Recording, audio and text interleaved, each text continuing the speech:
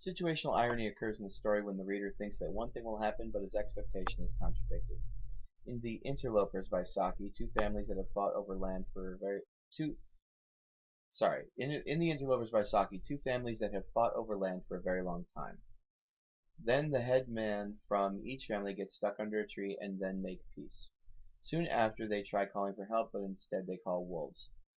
So this summary is a little confusing, partially because of some grammar mistakes, right? You've got in the interlopers two families that have fought for land for a very long time.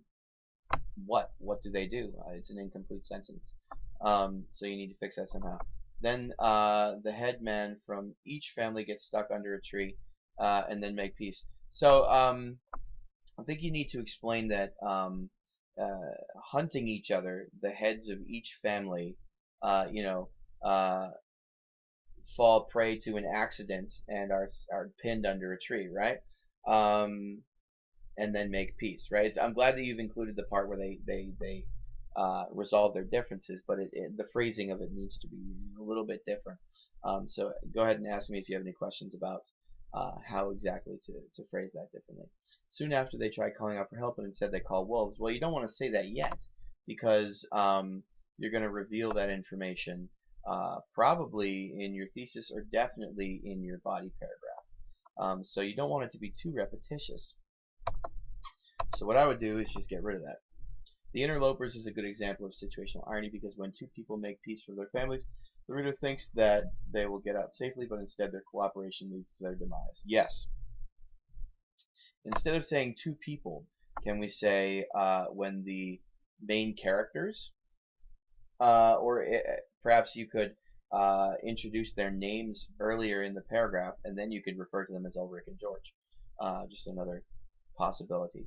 Don't forget that when you have story titles, you need to put quotation marks around them. Quotation marks are for short stories. Obviously, if it was a full-length book or something longer, you would underline it or italicize it. Situational irony occurs at the end of the story, The Interlopers, when George, Zanam, and Ulrich von Gradwitz become friends and were stuck under a tree and tried to call for help, but instead they called the wolves that ate them again. So you're going to explain all of that with your quote and your explanation. So you don't really need to say that they get eaten by wolves. You can say situational irony occurs at the end of The Interlopers when George and Ulrich become friends, and you could say decide to call for help together.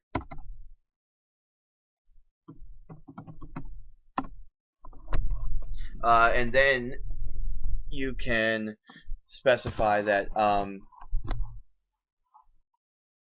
when George and Ulrich become friends, and decide to call for help together. And then mention that they see figures coming, and then you could say, in the text it says, who are they? Asked George, straining his eyes to see what the other gladly would not have seen wolves. So this is a slight misquote. I believe it's just who are they, not whose are they, and it does have to be exact, just so you know. This quote illustrates the irony in this story because after the men made peace, you would think that they would get out safely, but instead they get eaten by wolves. Yeah, and it's not just that they get eaten by wolves. It's that the fact that they made peace directly leads to them getting eaten by wolves, right? Because their combined voices are what draws the wolves to them. The Interlopers is a great example of situational irony because when the feuding between the two families is finally resolved, both men that cooperated were killed by wolves. Right. The families of these men will never know that they made peace. The irony of the story reflects the theme, which is don't let petty conflicts blind you to actual problems and danger, because the two men were too busy trash talking that they did not realize about the tree falling on them. I mean, that is true, except that they didn't even really speak to one another before the tree fell on them.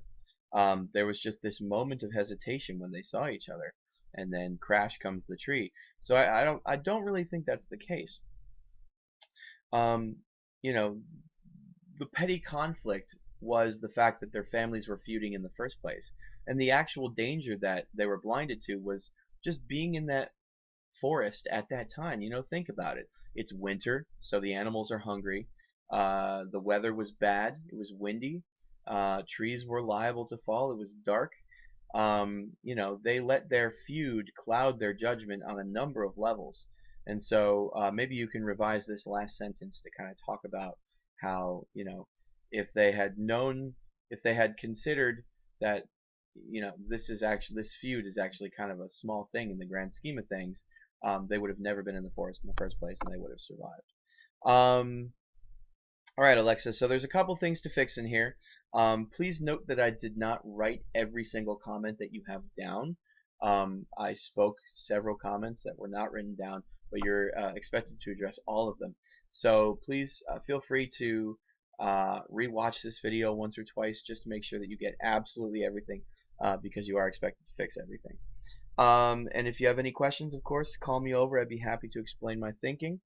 And other than that, I look forward to reading